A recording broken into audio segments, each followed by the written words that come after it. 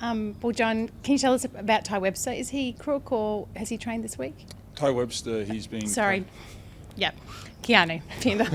I had to try because I was watching him shoot and sorry. Keanu, can you tell us about Keanu? Tom, you're really rubbing off on your counterparts.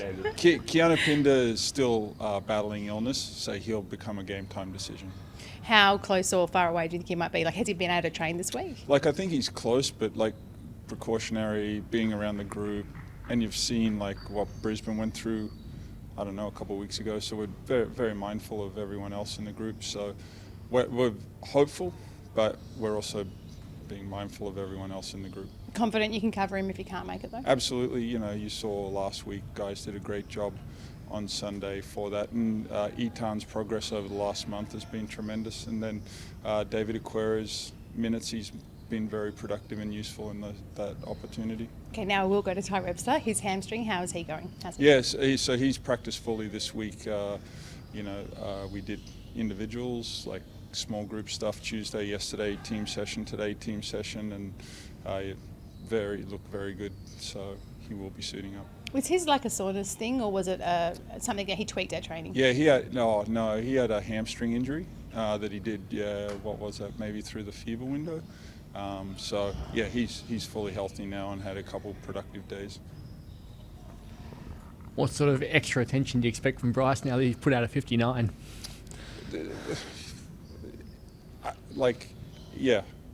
The simple answer is going to be they're going to come with their same strategies, philosophies that every team always does.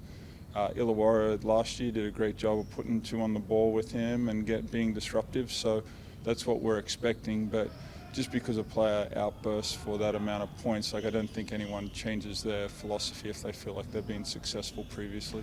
So he averaged 13 against them last year. They went really hard. Do you need to have multiple plans around what they might do for him this time? For sure. The dynamic of our team is probably a little different as well.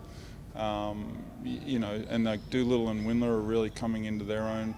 Our Munns is really efficient around the rim, so the way we can attack and hopefully penalise the way they want to defend Bryce will make them rethink that strategy.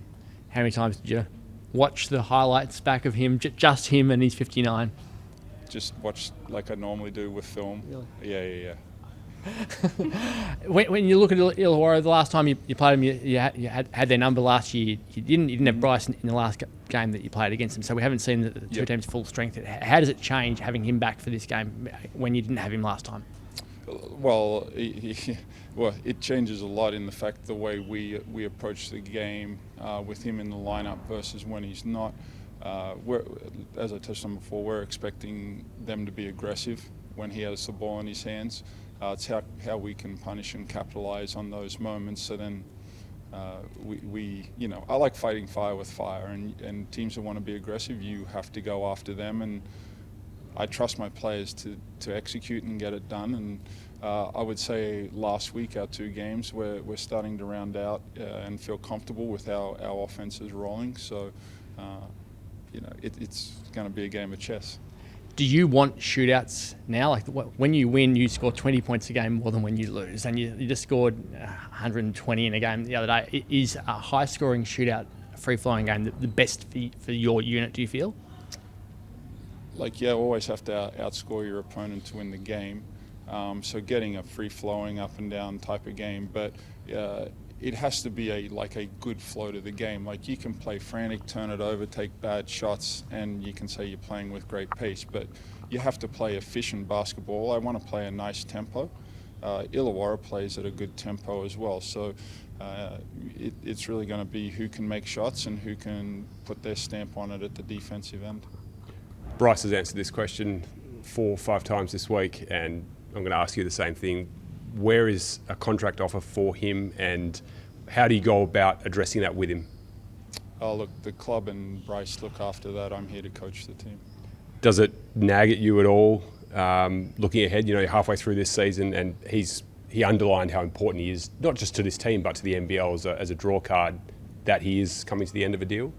Yeah, as we go through this, all we can do is worry about their games, being productive, Bryce being a great player. I think I mentioned earlier on in the week that just because he has a 59-point game doesn't change the way I look at that situation. He just really stamps on how good of a player he is and what he means to the team and what he means to this league. So, the right people will take care of that.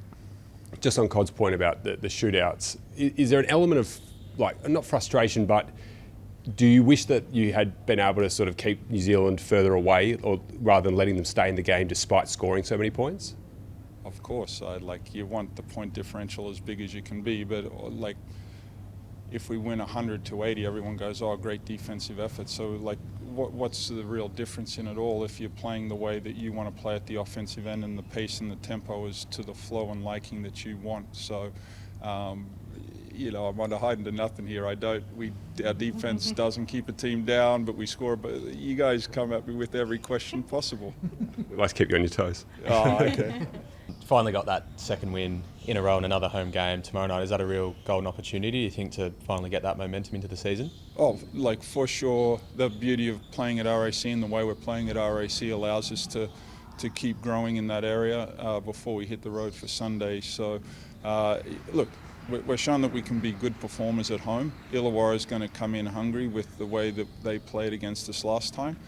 So first and foremost, we just have to keep building and playing the right way. Results will always take care of themselves if you address and play the game in the right manner. And with that win not too long ago, are there lessons that you can draw from that and apply tomorrow night as well? Yeah, look, we played a very good first quarter against them. We had a high level of shot-making ability, but when you look at the film at the other end, they just had way too many possessions where they scored too easily. Is it a clean bill of health otherwise, apart from what we've already mentioned? Yeah, like everyone, Keanu just game time decision with illness, yeah. Oh, sorry, you go.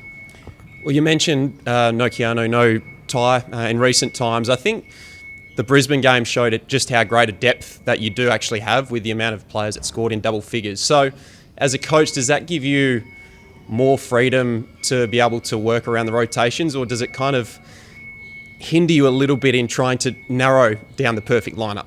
Yeah, when you're a good roster and you have depth in your roster, that's when everyone's healthy. That's the equation you're trying to figure out on the fly.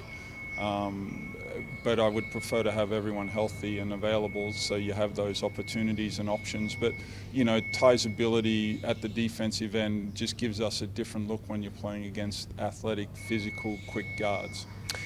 And in terms of defence, because you've spoken about the fact that you've got your offence rolling, what are you looking to work on coming into this Illawarra game defensively? They're dynamic. You look at them; their first quarters, they're dynamic in transition. So our ability to slow them down in transition is going to be key. And then on the offensive glass, like Froling, Olbrich, Days. Mason Peatling's been playing at a high level in recent times. So if we do a good job and we get the contested shots that we're looking for, we still have to finish off the possession with a rebound. I was just going to ask one about the big long road trip ahead. Do you approach it any differently to the way you would home away, or given it's the Christmas season as well, I suppose? Do you approach it differently this big long trek on the road? And No. What I'm hopeful of is this little mini homestand that we've had has allowed us to gain some momentum as a team. Depending on how tomorrow night goes, I think we've reflected in our play over the last couple games that we're moving in a good direction. The right players are healthy and playing well. So let's go on the road and see where we're at in this type of form. So a bit of a test now to see the next stage. Yeah, and the way I'll preach it when the appropriate time comes is, if you want to win a championship, you've got to go on the road and win some games.